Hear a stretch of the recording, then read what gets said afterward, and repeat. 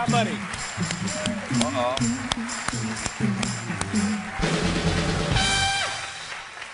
How you doing, my friend? You. Good. Really See you. good. Happy New Year. Oh, thank you. Now, Sylvester, let me ask you about this movie, Bullet to the Head. Really? I know. It's vague. It's vague. It's vague. I had trouble with it. I said, what does it mean? What's the movie about? Right. But was there ever a possibility that, maybe we can just change the title here? Well, there was. I thought Sly and the Big Hawaiian was the title.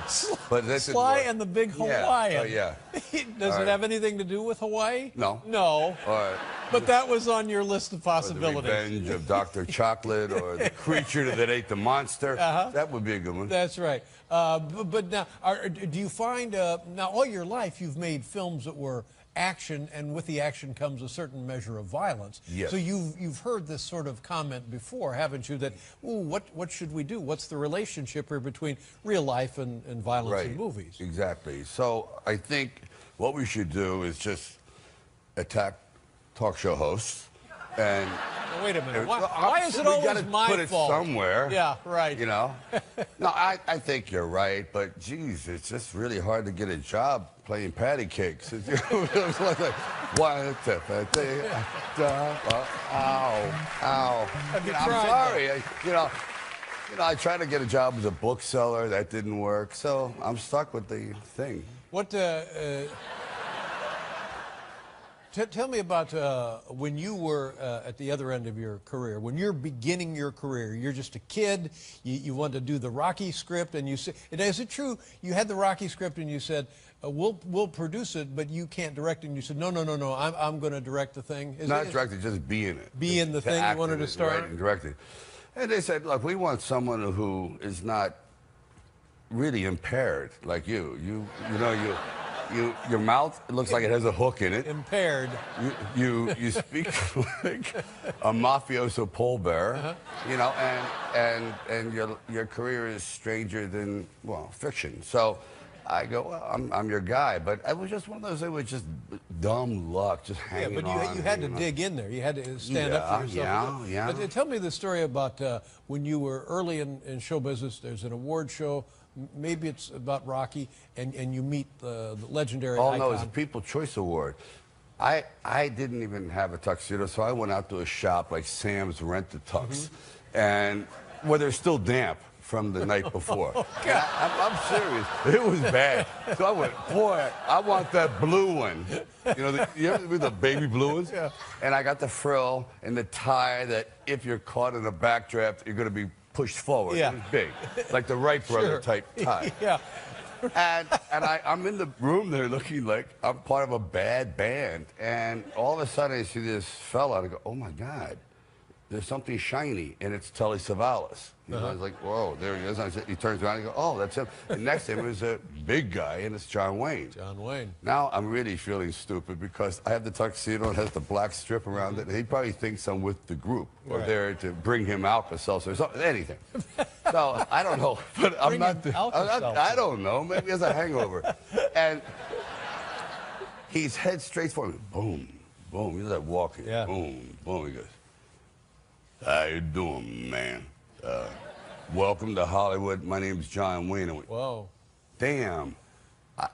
You should wear a name tag, really. Yeah, because we're not quite known. sure who you were. And I never forgot that, so I think I did it once when, now that I became part of the establishment, I went over to a couple of young actors, at the Cannes Film Fest, I go, I'm going to do the same thing that John did. And it was like, hi, kid.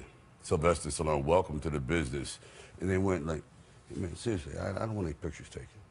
I went, okay, thank you, young really? Creepy guy young with a baseball hat turned on backwards that I want to punch through the wall. Thank you. No, yes, I mean, you did that, but I think that's, that's a nice thing. It's a nice gesture.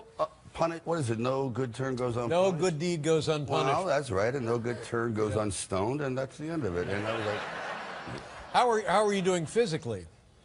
Well, you take away the monkey glue and the wire, I'm going to just come apart, right? Yeah, I'll be leaving.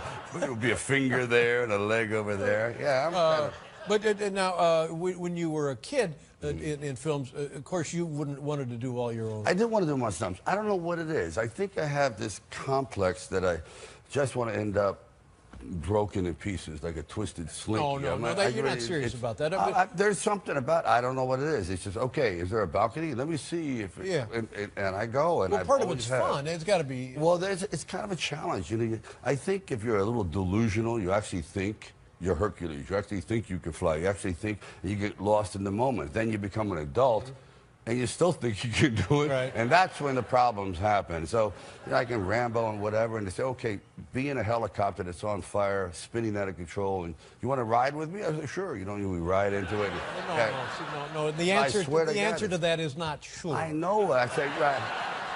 Let's think about it. I once took, her name was Pat. She was a reporter for the LA Times, and Pat Brodsky, something like that. And she said, I really don't think, action is, it's always looked at as the ugly stepchild of cinema. Like, oh, you're an action guy. Like, oh, you're a thing. And I said, oh, yeah, okay. I said, why don't you ride with me during one of the stunts? So I put her on the helicopter, he set the thing on fire, put up the smoke bomb, and did a death spiral. And when she got in there, she was about 240 pounds. When she got out, she was a dwarf. Yeah, a dwarf. She like sweated all dwarf, off. Ladies and gentlemen. Woman was a dwarf. Became a dwarf in one ride. There are these pictures here. I don't know what this is. Oh.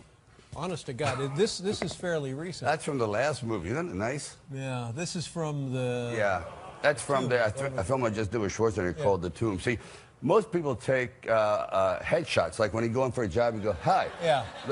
This is where you go, hey, you need a guy? You need what that? What the hell has happened? It looks like... I don't know, I was doing a fight scene, and I just did a twist, and the next thing I know, it's like 70 stitches, and... Looks like you've had some sort of musical instrument installed in your lower leg.